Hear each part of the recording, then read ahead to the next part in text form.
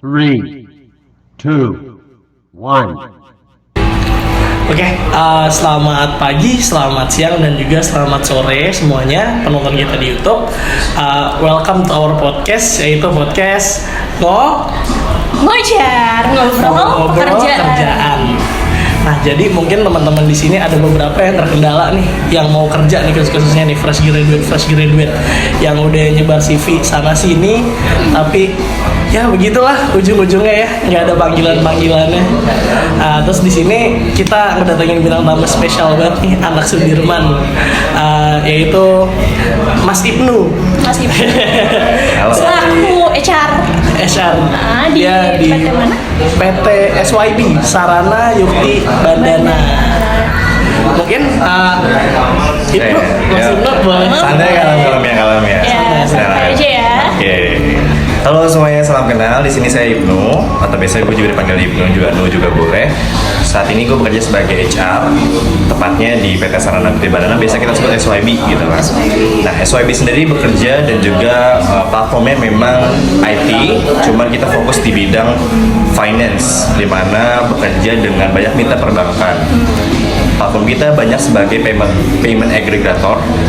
Kalau misalnya lo semua tuh pernah belanja atau juga bayar token listrik di PLN atau juga bayar PDAM, tagihan-tagihan seperti tagihan kartu kredit, tagihan cicilan motor, segala macam leasing di platform marketplace. Di situ ada kita, yang mana kita menjadi payment aggregator. Contohnya, biasanya orang awam itu menggunakan Tokopedia untuk bayar pulsa atau pulsanya postpaid atau juga Google Play. Mereka semua nggak mikir kalau misalnya ternyata transaksinya itu dari Tokopedia sampai ke PLN itu nggak direct langsung loh, dananya masuk gitu.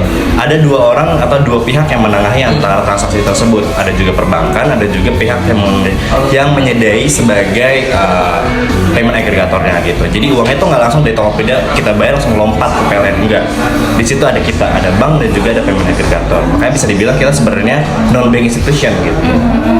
Nah, model bisnisnya apa? Contoh misalnya dari Shopee dulu itu belum bisa bayar seperti tagihan segala macam. Nah, sampai pada saatnya Shopee itu contoh gitu, gue pengen bisa dong kayak Tokopedia nih bayar-bayar segala macam. Cuman gimana caranya? Daripada tuh Shopee itu nyari-nyari seperti PLN 1, Shopee gue ini PLN tolong dong sini, gue mau bayar nih, mau bisa orang-orang bayar ke gue. Air dong sini. Nah, daripada satu-satu semua, ada nih ternyata contoh-contoh yang misalnya pihak-pihak payment aggregator. Sebenarnya SYB itu nggak cuma satu doang di Indonesia. Kita udah nyediain satu keranjang, isinya itu udah semua macam ekosistem, PLN, perbankan, tagihan kuliah, itu udah di satu keranjang SYB. Kita tinggal tawarin ke marketplace, nih gue ada keranjang. Lebih ke B2B ya dibanding B2B. Nah, nih gue ada nih keranjang, isinya semua udah ada di sini. Lo tinggal ambil, fee-nya di sini 900 perak gitu. Contoh. Nah, makanya kenapa kalau misal transaksi di daerah-daerah, contohnya pembayaran seperti itu ada 900 perak kan? Nah, itu biaya administrasinya untuk kitanya gitu, biaya prosesnya. Kurang lebih seperti itu. Siap kalau gitu. Oke deh kalau gitu. Mungkin boleh dilanjut nih, yang apa yang mau kita tanya-tanya nih? Iya. Sebelumnya mungkin perkenalan diri kali ya. Oke. Tadi yang udah mengenai bisnis ya. Kalau misalnya dari gue sendiri, gue udah sebagai HR selama 3 tahun, fokusnya di bagian talent development dan juga strategi. Sebenarnya kalau misalnya orang awam melihat HR itu cuman ya interview doang gitu kan, interview orang doang. Padahal di dalam itu banyak HR itu perannya banyak penting. Contoh mengenai administratif, ada juga GA, ada juga talent development, ada juga mengenai masalah gaji gitu. Kalau masalah gaji kan agak-agak susah gitu kan. Nah, kalau gue fokusnya di bagian talent development. Berarti training. Iya, training, counseling, dan juga interview orang juga mengenai orangnya. Jadi kalau misal mindsetnya adalah ada HR yang ngurusin orang, ada juga HR yang ngurusin non fisik kayak seperti barang, ada juga absensi gitu. Gue ngurusinnya orang gitu. Lalu gue udah menjalani selama 3 tahun lebih. Ini company gue yang kedua. Sebelumnya yang pertama di daerah Batu Ceper itu. Ya, belum bisa kita sebutkan namanya karena udah kolaps juga gitu kan. Inisialnya aja boleh. S. S. Nah, lalu Lalu sempet kayak ngerasa, walaupun sebenarnya gue backgroundnya bukan psikologi ya, cuma ngerasa kayaknya masih banyak perlu gue benahi di badan kayak masalah psikologi gue gitu kan. Contoh, memang gue fokusnya kan dulu sebagai MSDM gitu. Iya. Gue dulu S1-nya di UPH, Jurusan? Manajemen Sumber Daya Manusia Indonesianya. Oh, oke. Kalau misalnya di UPH sendiri Human Capital Investment tuh banyak kita belajar mengenai Industrial Relation, itu mengenai pajak-pajak seperti kalau pajak-pajak juga bisa. Contoh-contoh ada orang krusial yang memang PHK segala macam, disnaker itu Industrial Relation gitu. Kurang lebih seperti itu. Ini Minum ya sana ya kalau ya. silakan. Cheers semuanya YouTubers, viewers. Cheers, minum dulu. Ini non alkohol ya. Ini kopi ya. Ada tipsy banget nih. Nah, jadi di sini mungkin boleh dikasih tahu nggak sebelumnya pernah nggak sih kerja selain di bidang HR ini? Oke. Pernah nggak dulu? Kalau misalnya di bidang HR atau bukan, sebenarnya bisa dibilang 50-50 ya. 50-50. Intern bisa dibilang kerja nggak nih? Intern ya bisa lah. Bisa, oke. Sebelumnya gue juga di Kompas Gramedia, kantor pusatnya di Palmerah. Cuma pada saat itu gue remote kerjanya. Gue megang HR social media. Kita pilotnya pertama kali untuk membangun platform di TikTok gitu. Kalau di zaman sekarang orang nyari kerja, orang dapat informasi kerja nggak cuma dari lowongan-lowongan yang ditempel di mading gitu lah. Sekarang bisa dapat di mana aja dengan mudah, anak Gen Z gampang banget. Nah sekarang dulu tuh gue mempilotin untuk project di TikTok. Dulu Kompas belum berani untuk expand Belum ke berani TikTok. masuk ke Iya, sosmed ya, gitu. belum masuk ke TikToknya. Kalau misalnya Instagramnya udah ada. Lalu gue di TikToknya itu dengan partner gue satu lagi, kita membuat konten info mengenai apa aja sih lowongan yang ada di Kompas. Oke. Terus kayak bagaimana sih kita nge-engage orang-orang yang mau ngelamar gimana aja, kekurangannya apa, kelebihannya apa gitu. Kurang seperti itu. Bisa dibilang ya social media creator juga, HR juga iya. Oke. Nah, ini lu kan sebagai HR nih. Betul. Kira-kira ada spesifikasi nggak dalam rekrut orang gitu yang ngelamar? Oke, spesifikasi dalam merekrut orang. Sebenarnya kalau misalnya spesifikasi bukan kita yang ngerancang. Benar. Oh, Contoh, misalnya untuk bulan ini ada permintaan karyawan baru. Jadi permintaan karyawan baru ini diminta sama usernya, yang mana bukan bagian HR ya. Contoh finance, dari finance mencari anak finance and accounting tax gitu kan, FAT. Nah bukan kita yang ngerancang. Kalau usia, pengalaman dari universitas mana itu bukan kita yang ngerancang. Itu dari usernya sendiri. Itu dirangkum dalam namanya MPR atau MPP, Manpower Planning. Nah, Manpower Planning ini bisa dibilang kayak kertas kalau belanja. Misalnya nih user, tolong dong gue butuh nih karyawan baru dengan spek ini. Oh, gue diskusi sama dia. Kira-kira apa sih? Bener nggak yang kayak gini? Kalau misalnya di pasar ada nggak yang kayak gini gitu? Gue yang ngerangkum, dia yang detailin. Oh, jadi istilahnya misalkan lu nih dalam sebuah perusahaan terus ada bagian tertentu ngomongnya kalau dulu berarti nih. Iya. Nih, gue butuh orang nih spesifikasinya bla bla Iya, bla bla. betul. Bisa nggak tolong dicariin? Nah, nanti mungkin waktu interviewnya pun bareng sama mereka atau lu Pasti. biasanya HR dulu nggak sih? Betul, Jadi betul. kayak seleksi dulu gitu sama HR-nya baru ke user. Betul. Oke.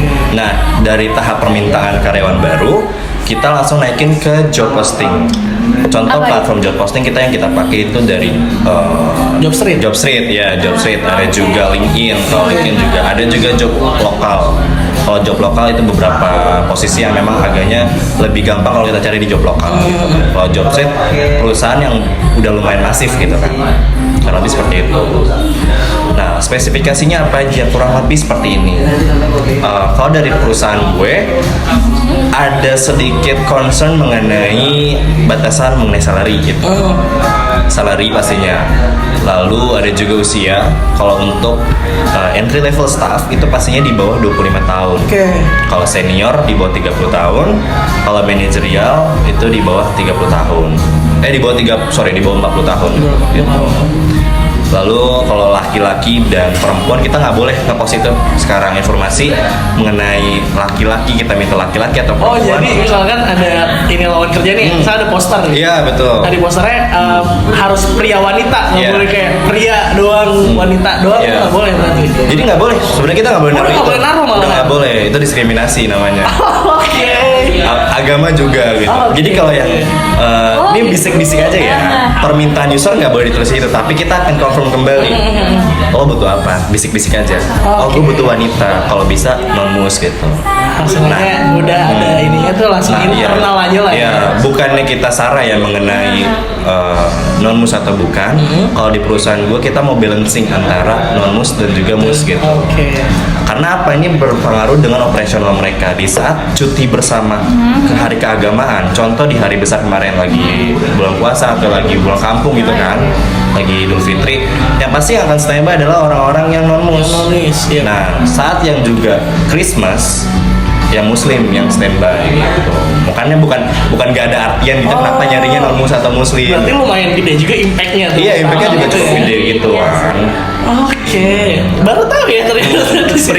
Pria dan wanita juga kayak gitu. Pria dan wanita kenapa kita nyarinya balance, bukan nyari buat pengennya pria nih biar ganteng gitu kan, atau pengennya wanita nih biar seger nih dilihat itu. Enggak, karena kita mau balancing. Berarti balance intinya balance ya. Betul. Karena kan kalau sekarang wanita itu ada hak untuk dia istirahat kalau misalnya sedang sakit. Betul. Hamil. Ya. Haid. Makanya kalau bisa 60-40, wanita yang 40, laki-lakinya 60 gitu. Oke. Nah biasanya apa namanya pelamar gitu kan pasti ngirim CV kan. Betul. Nah itu sebagai HR apa aja yang dilihat dalam CV?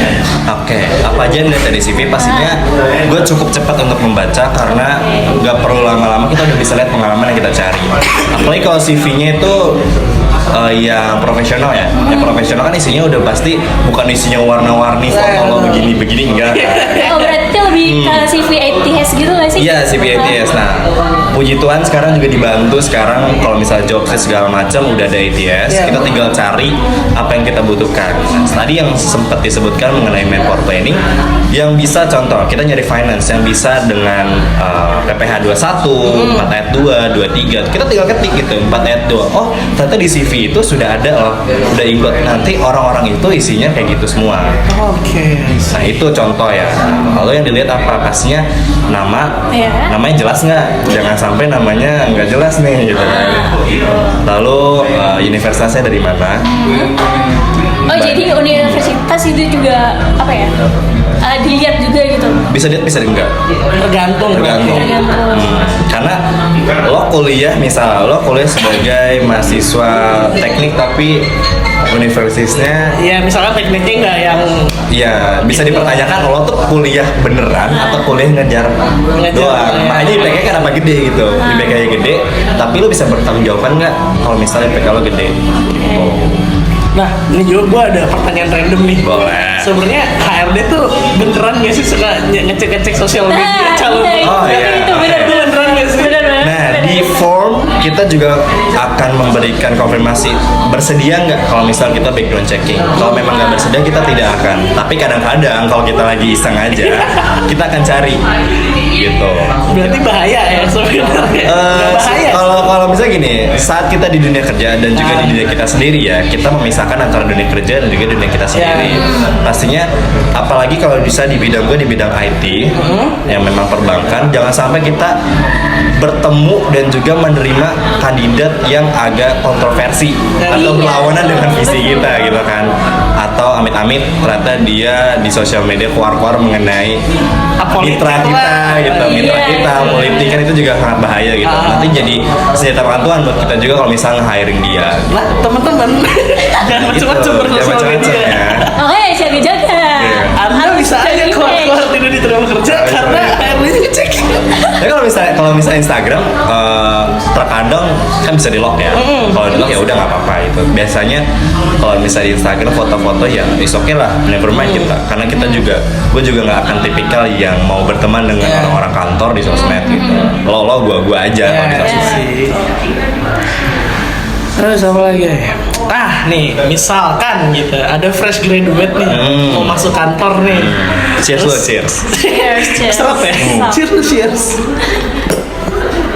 Ada fresh graduate mau masuk kantor. Nah di beberapa universitas kadang kayak, oh universitas gua ternama nih. Gaji gua nggak mungkin kecil dong. Iya. Kan banyak tuh gitu. Iya.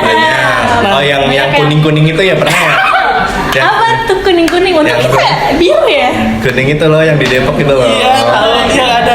Minta 8.000 ya. Oh, iya. Nah itu gimana tuh sikapnya? Gimana? Saya gini, saat kita ngelamar, posisikan diri kita adalah produk atau juga seller gitu kan ya. Job Street atau lowongan pekerjaan adalah platform kita berjualan seperti pasar. HRD adalah pembeli.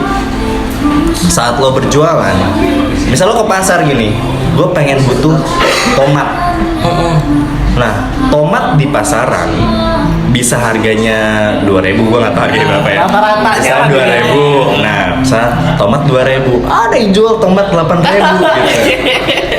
Kenapa dia bisa ngehargain 8.000? Oh, tomatnya ternyata dia organik, tomatnya kayak gini. Nah, mengapa dia bisa nyaruh harga segitu? Karena mungkin dari diri dia value di harganya 8.000. Tapi kita juga harus confirm, jangan sampai gue bisa bayar 8.000 tapi kerjaan lo, performa lo melempem, buat apa gitu. Tapi kalau untuk gue saran ya, bukannya gue sebagai HR gue bisa bilang yaudahlah lo fresh graduate ngapain sih sombong gitu, enggak. Di dalam satu tim itu ada budgetnya. Posisikan kita itu orang yang berkembang.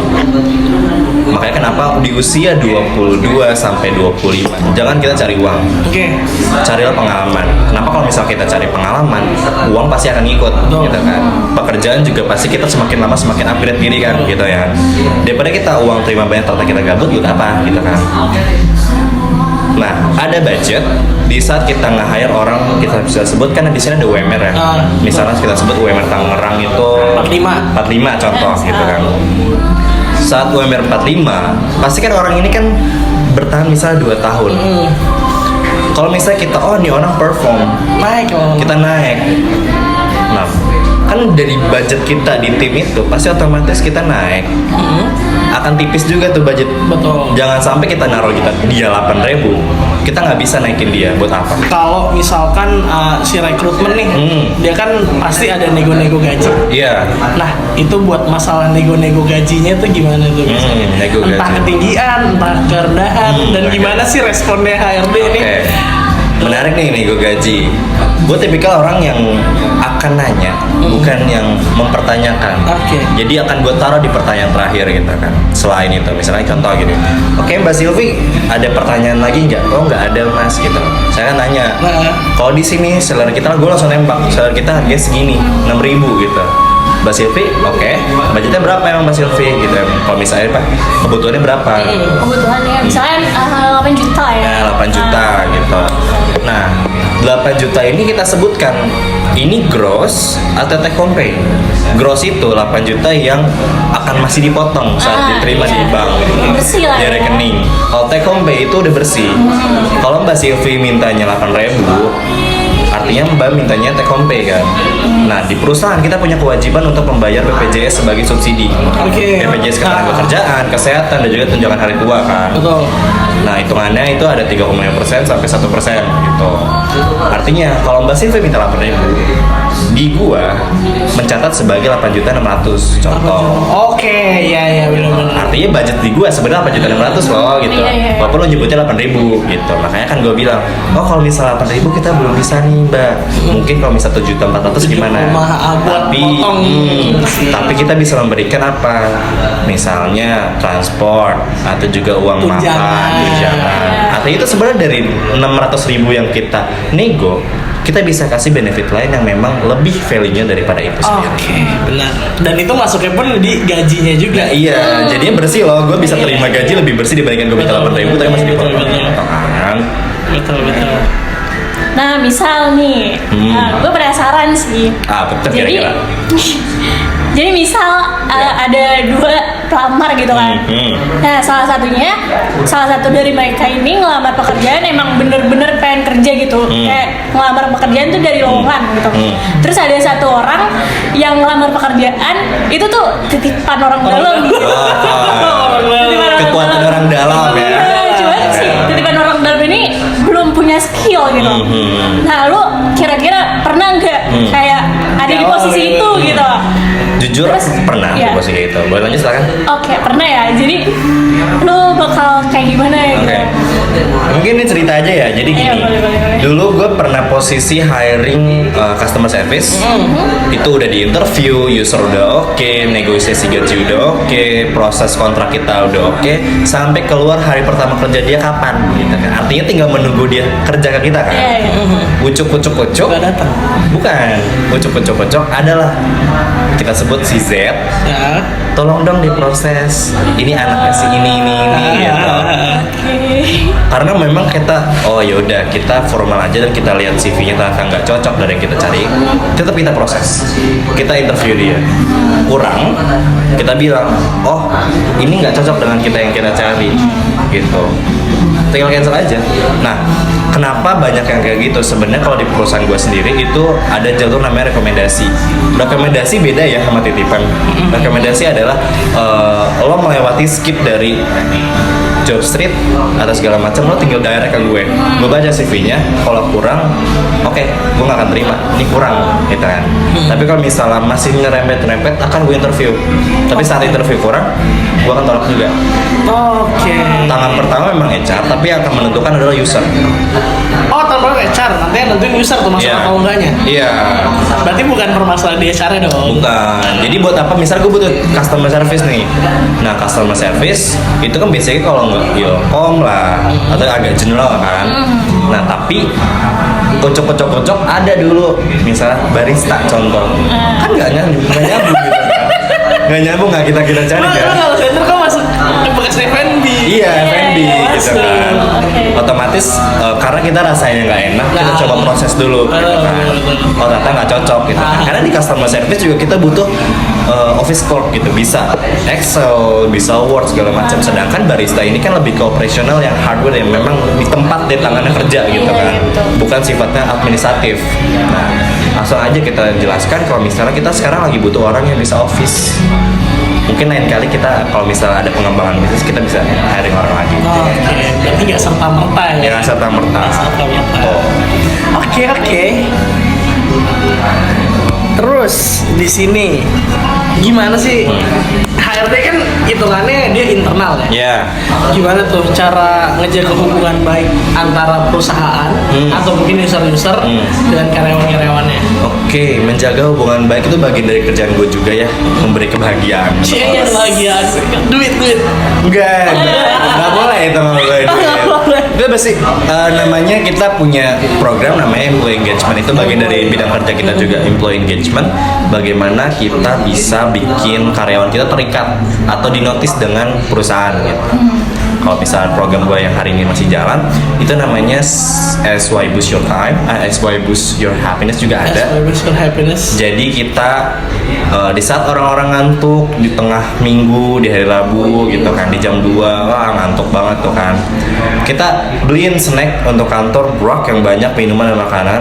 Oke. Silakan Mas Mbak makan ya, diambil gitu. Oh rame gitu, pada seneng gitu kan. Artinya Kayak ikan piranha tuh, iya, semua- langsung rame semua- pada makan gitu kan. Artinya dari si karyawannya itu ngerasa oh iya gue kerja capek-capek tuh dinotis juga, dihargain gitu.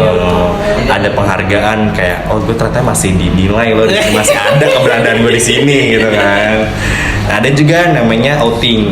Outing itu bukan hanya kita jalan-jalan keluar aja, enggak. Bonding gitu nggak sih? Karena tim itu kalau misalnya terlalu individual kan agak susah ya. Nah, di saat kita outing, kita menyatukan dengan tim bonding. Kita dalam games kayak gitu itu dirancang bukan serta-merta lo main game aja, enggak.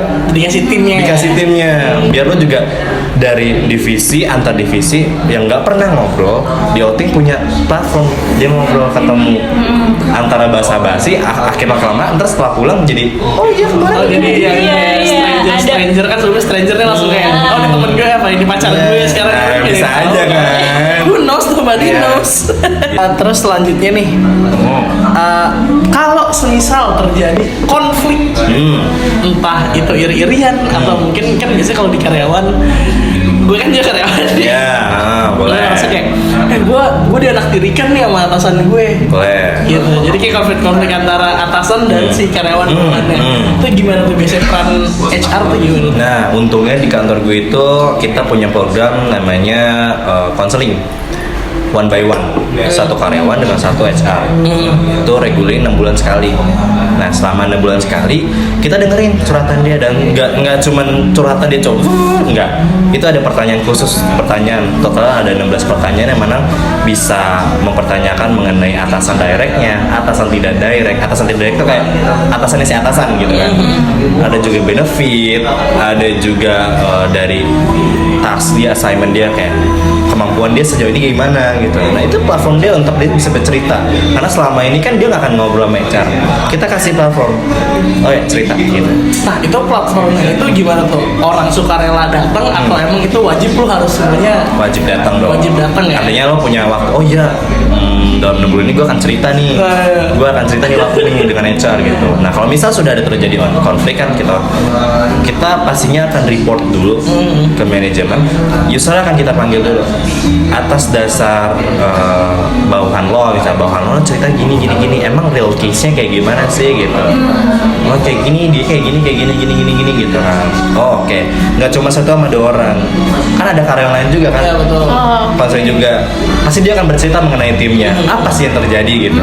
Gue bisa menyinggung gitu kan, kayak jadi yang kita lihat sebelumnya karena dia begini, kira-kira emang kenapa sih gitu kan. Oh dia begini, jadi kita bisa kelihatan. Nah, saat ada waktu kita menyediakan platform untuk konsolidasi. Nah, kalau misalnya memang masalahnya udah meledak banget, mungkin kita bisa bawa ke Disnaker gitu. Oke, bisa laporan berarti ya.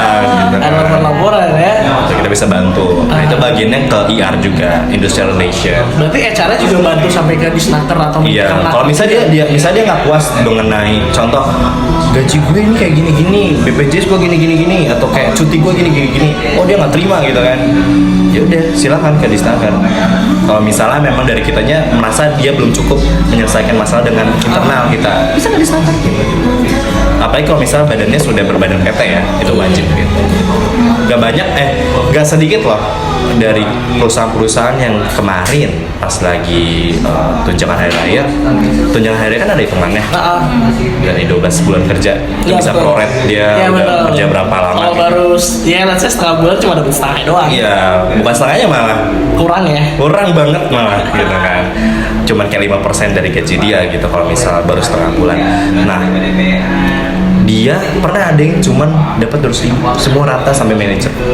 Gara-gara Mungkin nggak profit katanya. boleh ya? Nggak boleh. Nggak boleh. Itu kan kewajiban. Dan itu nggak boleh dicicil. Sampai batas tenggat kemarin itu 15 Maret atau April kemarin? Lebaran kapan ya? April. Lebaran April ya? Iya, 15 April. Makanya kayak si Disnaker itu sampai buka call center laporan itu. Iya, nggak boleh telat dan nggak boleh dicicil. Sensitif banget. Sensitif gitu. Tapi balik lagi ke agreement masing-masing, bagaimana misalnya, kalau misalnya dia nonis, mungkin akan dikasihnya per background dia. Oh contoh dia Christmas, kita akan bayarkan dia saat nanti Christmas. Jadi gue pikir gitu. Jadi setiap orang tuh THR semuanya dapetnya di THR semua gitu. Ya kalau misal perusahaan gue ya THR semua, tapi ada beberapa yang kayak gitu. Yang itu nggak apa-apa, yang penting bayar ya gitu. Yang penting dia benar-benar ngeliatin anak-anaknya banget. Dan mungkin kayaknya di perusahaan yang nggak terlalu gede-gede banget kayaknya. Iya, nggak perlu gede-gede banget kayak gitu. Jadi dia masih bisa memanage. Kalau misalnya karyawan jumlahnya cuma 20-30 gitu kan. Oh jadi nonis juga tetap dapat THR. Iya, dapat THR satu, gitu. bukan di Lebaran. Bukan di Lebaran, Oh, tapi di Christmas di hari raya dia lah ya gitu. Oh alah. Tapi ada juga company yang baik banget mungkin yang pasti Dapatnya 2. Udah 2, terus bonus juga, misal bonus dari performa dia gitu kan. Biasanya sales kayak gitu tuh. Enggak. Ada insentif contoh. Insentif ada. Ada lah, sales sudah susah Tapi THR-nya nggak 2. Jadi nonis dulu kali. Jadi nonis dulu. Terus abis jadi pas-pasan Terus lo lagi. kita maaf ya. Sorry. Gak boleh, skip. Nah, lu kan udah berpengalaman HR selama 3 tahun. Iya. Ya kan? Kira-kira ada tantangan nggak? saya tuh sebagai HR? Bidang apa nih tantangannya kalau betul? Apa aja lah ya? Jujur gue selama ini tantangannya adalah rekrutmen. Menurut orang HR gampang tinggal interview doang. Enggak, susah. Karena kalau misalnya dibalik dari itu semua ada user yang picky. Iya, Sama kalau lo pacaran, pacar lo picky. Aku nggak mau makan ini, aku nggak mau makan itu, aku nggak mau kesini, aku nggak mau ke situ. Ya, giliran user ditembak ngomongnya terserah gitu. Nah, terserah. Tapi nggak terserah juga sih, ini kan profesional gitu kan. Jadi itu HR lo tau gak sih kayak Gomar? Iya. Kayak Gomar Kita dia. yang belanjain. Dia belanjain yang jadi produk Iya. dia. Iya, betul. Terus nih ini lo lo bayar ya ini produk yang gue dapat gitu. Kalau sampai sekarang jujur gue lagi sangat struggle dengan hiring 2 posisi yang bukan bisa di Jakarta, di Jogja dan menjadi Bali. Karena walaupun gue sering ke Bali dan juga mungkin ke Jogja, gue tahu tanah aslinya gimana gitu, atau Jogja mungkin gimana gitu, demografinya kayak gimana. Tapi user tuh kayak mikir, lo begini lah cari yang kayak gini, backgroundnya FFC gila segala macem. Tapi real case-nya, makanya kenapa tadi gue sebutkan kita juga punya platform job lokal yang kayak misalnya Loker Tangerang di Instagram itu. Iya, betul. Nah itu karena orang-orang lokal tidak melamar lewat job street. Ya mereka nggak terlalu tahu informasi Iya. yang itu ya. Dia akan cari di Google Loker Bali. Iya, biasanya kayak Atau mungkin ada temennya, lu mau ke lu ada kerjaan gak? Nah Gua ada iya, loker nih. saat gue buka loker di job street, khususnya misalnya di daerah-daerah tertentu, misal kalau di Jakarta itu bisa 600 sampai 2000 yang ngelamar ya, paling gede tuh 4000 nggak salah, 2000 4000 gitu. Nah ini yang dibalik, udah ada 6 yang ngelamarnya gue udah syukur. Dan itu gak masuk kualifikasi semua. Tapi lo dimasukin gak? Enggak. Karena buat apa? Pasti akan capek gue nya sendiri. Betul. Iya. Ada patokan umur, salary dia, ada juga mungkin yang kayak gue sebutkan tadi, gue nyari sales tapi yang ngelamar maaf yang di bengkel. tidak sesuai. Tidak sesuai gitu kan. Kalau misal gue narik dia, bisa aja gue tarik, gue lempar ke user. Ya cuman kalau misalkan ada menurun gitu kinerjanya yang disalahkan. Iya, bukan masalah ini doang, yang akan dicap juga. Oh gimana sih nyarinya nggak bener? Bener-bener. Gitu. Karena udah gue kasih resepnya, resepnya ini nih. Kalau nggak nyari gitu kan. Iya. Kurang lebih seperti itu. Terus nih, mungkin kita rada out of context sedikit nih ya. Boleh. Jadi buat PT SYB ini kan namanya teknologi berkembang terus ya. Betul, Dan mungkin di betul. situ juga banyak saingan-saingan ya. Iya. Itu gimana tuh PT SYB buat ngadepin hal-hal itu? Saingan yang ada B2B sih? atau saingan apa? Semuanya. Jadi mungkin secara umum aja, mungkin secara umum B2B lah. Ya kan ada persaingan di situ. Iya. Itu gimana tuh? Soalnya gue kalau mengenai B2B ini kita pede aja. Pede aja. Mengenai perusahaan gue sendiri, karena perusahaan gue sendiri sebenarnya awalnya itu project jual beli perangko Jual beli perangko dari PLN. dari PLN. Iya, zaman dulu. Zaman Apa dulu. Pos Indonesia gue lupa ya, sorry Iya. ya. Nah dulu, jadi The Dengkot ini perusahaan ini adalah projectan dulu dari si 2 plat merah itu. Nah, jadi vendornya plat merah lah istilahnya. Iya, dulu ya. vendor plat merah. Sampai ternyata bisnisnya berkembang dengan pesat. Akhirnya kita punya program baru atau project baru dengan PLN. Itu dulu tuh bayar PLN itu susah. Kita harus ke kantor PLN. Dan itu juga Benar. ngantrinya lama kan ya. Nah sampai punya sistem, kita ngasih sistem nih. Gua ngasih sistem lo ke PLN, lo bisa bayar, orang-orang bayar tuh cepet online, tagihan listrik gitu kan. Tapi tetap datang ke tempat gitu. Betul. Belum ada namanya komputer pada saat 2002 ya. Gitu. Nah, bisa dibilang The Dengkot. Karena orang mana di Indonesia yang nggak pakai PLN? Sampai sekarang mitra kita terbesar itu plat merah banyak. Saya disensor nanti nih, gue mau sebut nama rival kita. Ada itu 2 rival kita. Gitu. Makanya kalau 2 rival kita ini agak sedikit modern. Kalau kita emang rivalnya, kita tuh mitranya banyak perbankan dan juga pemerintahan. Disokong juga dengan pemerintahan. Makanya pada saat COVID kemarin banyak perusahaan yang kolaps, tapi perusahaan kita malah profit sampai 20% gitu. Gua Kalau lupa. di situ kan banyak yang berkembang. Iya, karena mau nggak mau orang di saat COVID kita pakai jasa kita. Yang tadinya dia ke Alfamidi, beli token listrik, bayar segala macam, otomatis lo mau nggak mau lo paksa lo pakai HP lo untuk bayar itu. Daripada lu keluar kena COVID. Nah iya. Nah orang jadi terbiasa di situ. Ada transformasi ke arah digital payment. Nah gitu. Nah, tadi kan ngomongin rival ya. Iya.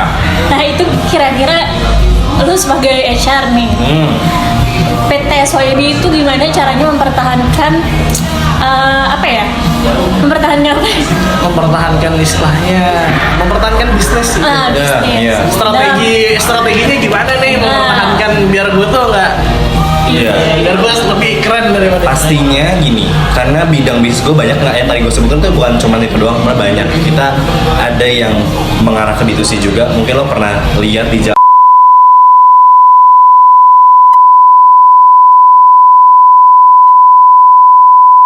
itu kita produknya. Kita punya produk sendiri, agen pos. Oke, agen. Tapi kita ngarahnya ke daerah-daerah yang agak seperti Bandung, Jogja, Semarang, Surabaya, Bali yang memang mungkin daerah sana untuk akses menggunakan telepon genggam yang smartphone device-nya itu tidak sebegitu Jakarta gitu. Oke, benar. Jadi Makanya. tuh ada ininya juga. Jadi di tempat-tempat kecil kan lama berkembang. Iya. Kan? Dan karena berkembang nanti ya mau nggak mau yang udah punya nama di situ apa tadi namanya? Apa? Nama produknya? Seperti Agen pos. Ya? Agen pos. Si agen pos gitu. Dia udah punya nama duluan di situ dibanding yang lain. Keuntungan di gue dibandingkan perusahaan-perusahaan lain yang kayak BRI segala macam, kita fokusnya di 3 services. Pertama, pembayaran. Orang bisa bayar kita tagihannya dengan uang tunai. Lalu kita juga menggandeng Western Union. Western Union. Orang-orang mau transfer dananya tapi nggak punya rekening, misal anaknya di luar negeri mau ditransfer tapi si emaknya itu nggak punya uang, dia nggak punya rekening, dia bisa kirim uang lewat si agen pos dengan via Western Union. Oh, via Western Union. Ya. Dikirim apa? Ke rekening atau duit cash ya gitu gitu. Duit cash, Duit cash yang dikirimin. nanti dia di sana ya tinggal cairin aja. Oh, oke. Pakai receipt. Cek ya, cek. Iya, seperti itu. Nah, lalu yang ketiga nih keunggulan kita, karena kita menggandeng agen pos, kita bisa kirim-kirim barang.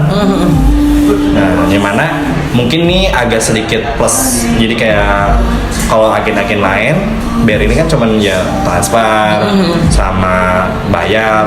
Kita bisa ekspedisi. Oke. Kalau gitu terus di sini kan PT SYB juga berarti kalau gitu banyak mitra-mitra bisnis. Nah itu gimana tuh cara SYB sendiri buat ngejaga hubungan baik dengan Maintain mitra-mitra bisnis? relationship-nya. Kalau dari kita sendiri, pastinya kan itu di bagian marketing atau kita bisa sebut hulu bisnis. Iya. Jadi marketing kita dibagi 2, hulu bisnis dan juga hilir. Kalau hilir yang disebutkan adalah bagian bawah. Hilir kan kalau misalnya sungai kan dari hulu ke hilir. Oh, iya. Nah, hilir itu yang ke customer. Yang ke laut Ya, istilahnya. kalau hulu itu dengan yang si dedengkotnya. Iya, dedengkot Perusahaan gitu kan, perusahaannya B2B yang bawa B2C gitu. Nah, cara maintainnya gimana? Di saat kita mau approach orang, hari-hari besar kita kirim bunga, Oke. kita kirim hampers, atau kita ngajak-ngajak kopi gitu. Si marketingnya. Dengan mitra-mitra bisnis yang lainnya. Iya, pastinya kita ada caranya bagaimana memaintain. Nggak cuman lo di saat lo butuh, lo ke gue. Tapi kalau misalnya, oh lagi sakit ya gitu, nanti saya kirimin parcel buah ya gitu. Ya, bener. Itu menyenangkan untuk marketing. Kayak ini marketing sales nih. Jadi gue menggunakan Mencuri hati. buat ngopi. Nah, buat ngopi. Ngopi gratis. Kopi gratis. Biasanya ke bar juga nggak sih? Ada juga. Ada. Jadi di sini kita pernah baca nih di suatu website nih. Boleh. Survei bisa mengatakan kalau Asik. 67% masyarakat Indonesia itu udah siap buat ninggalin uang tunai nih. Jadi mulai beralih ke uang digital. Terus juga pertanyaannya gimana nih? Kemarin itu kan sempat ada kasus itu BSI ya. Iya. Itu dia datanya jebol.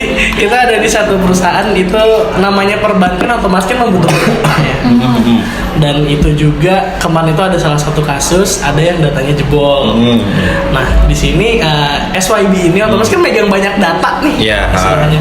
Nah itu gimana nih SYB buat mengamankan data-data yang ada customer-customernya itu? Oke, karena backgroundnya kita IT IT tapi kita bergerak di bidang keuangan banyaknya, kita juga nggak cuma serta-merta membangun bisnis nggak ada lisensinya. Itu ada yang namanya ISO. ISO, oh ya. ISO, kita mengantongi 2 ISO. Yang pertama ISO 27001, ada juga ISO 9001. Nah, yang 27000 ini bagaimana si pihak ISO itu mengusut kayak masalah, oh SYB ini udah bagus loh cara dia ngejaga data, namanya dia punya manajemen information system, security-nya aman. Itu semua udah di level karyawan. Contoh, kita harus setting screen time kita setting screen saver, kita juga setting password regularly, kita harus ganti. Kita nggak boleh namanya di coffee shop kita connect ke wifi. Kalau nggak pakai VPN, kita ada VPN pribadi dari kantor. Kita nggak boleh asal colok, dan kita nggak boleh pakai flash disk, dan juga semua device kita itu udah pakai sensor lagi kayak gitu. Nah, itu semua udah diukur. Dan saat ISO datang, oh oke, ISO ini setiap 5 tahun sekali 27001 ini. Nah, itu bagaimana kita punya manajemen information system security-nya gitu. Nah, yang 9001 ini bergerak mengenai bagaimana SYB ini dipercaya untuk mengelola keuangan sebagai payment aggregator gitu. Jadi kita terpercaya gitu untuk mengelola keuangan. Jadi mungkin hitungannya SYB ini dia bukan dari luarnya dulu nih, dari internnya pun udah diperhatiin. Iya, betul. Buat karyawan-karyawan ya, anak karyawan sendiri maksudnya di situ yang megang data itu karyawan buat data. Sampai kalau misalnya lo meeting aja, kita nggak boleh pakai platform kayak Google Meet. Ada Zoom khusus. Jadi kan takutnya ya kalau Zoom ada yang nguping nggak kayak orang nggak terduga tiba-tiba datang, kita nggak bisa. Kita harus pakai Zoom. Mungkin kalau mau sensor silakan Zoom. Gak apa-apa, kita nggak dibayar juga sih. Ya, pakai Zoom. Nah, semua platform yang kita pakai itu nggak gratisan. Bahkan kalaupun gratisan, itu contoh kalau Windows sudah pasti kita ada lisensinya ya. Iya, betul. Untuk Office gitu. Kalau misalnya gratisan, kita pakai Linux, itu juga udah didesain segimana rupa ngejebol datanya. Dan juga memakai versionnya juga ya. Iya. Update mulu ya. Job Street aja, itu kita bayar. Informasi job itu bayar loh. Ada paket-paketnya.